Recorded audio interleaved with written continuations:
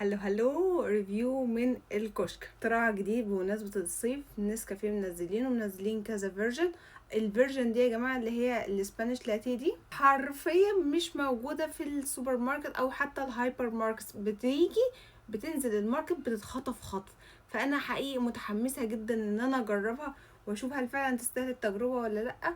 اصلا كله بيقول عليها يجنن. هي ماركة نسكافيه اسبانيش لاتيه، وانا يا جماعة عاشقة للاسبانيش لاتيه. قولولي بقى احلى سبانيش لاتيه بتشربوه منين في بورسعيد؟ انا هقول لكم في الكومنتس. اكتر سبانيش لاتيه بطلبه من عندي من بورسعيد. بصوا، فيلا بقى مش عايزين نرغي كتير ونجرب اللعب بيتخطف ده من كل الارفف في الهايبر ماركت، وهل فعلا يستاهل ان هو يتخطف كده ولا لا. يلا بينا، بسم الله. بيقول لازم نرك شويه يعني عشان الكوندنس ممكن يكون متركز تحت ولا حاجه. أوه أوه أوه.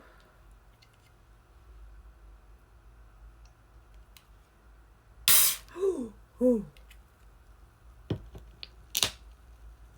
اوكي، هادوق الاول من غير ايس كده يعني. هدوقه اول من غير ايس. بسم الله الرحمن الرحيم لوحده.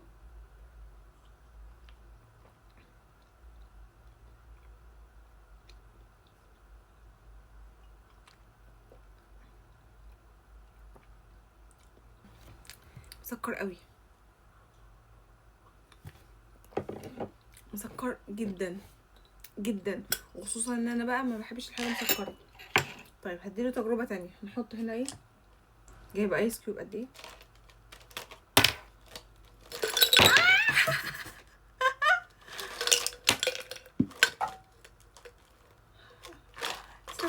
ايس كيوب حلو. بس بقى هحطها لكم من ورا عشان هنا عليها علامه. وهنجيب الاسبانيش لاتيه ده.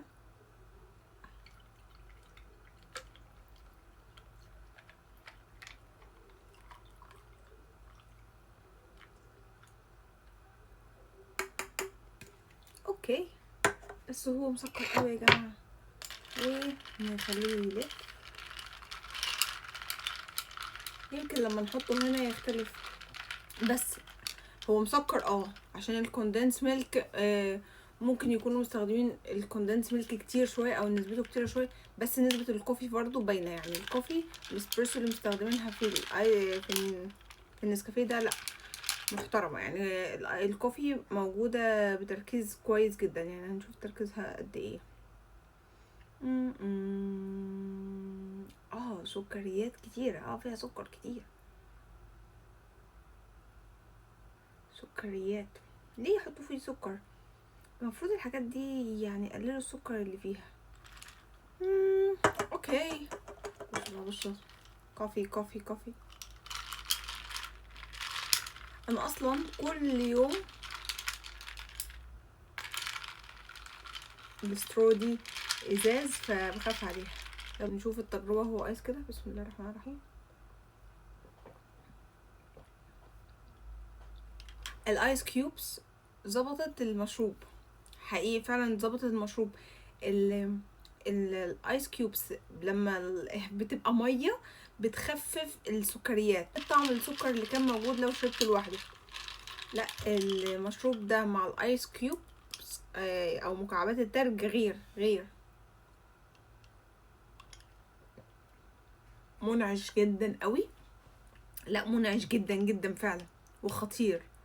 لا منعش، عجبني مع الايس كيوبس اكتر لما هو كان لوحده ما عجبنيش خالص. كنت هقول عليه تجربه سيئه. لا، لما جربته مع الايس كيوبس جامد جمدان. وسكر قل وطعم القهوه باين مظبوط. حلو يا جماعه، جربوه مش هتندموا. عجبني. فاللي بيجربه بالطريقه دي فهو فعلا يستاهل يدخل. هنجرب بقى المره الجايه الموكا ولا لا. فلو جربتوا الموكا قولوا لي برده رايكم فيها ايه. اجربها ولا تستاهلش التجربه؟ فموسم الصيف بيجري وانا ما لحقتش اعمل اي كونتنت للكوفي ولا ايس كوفي. والله بيجري ايه الجري اللي احنا فيه ده. فبس لا، خطير عجبني.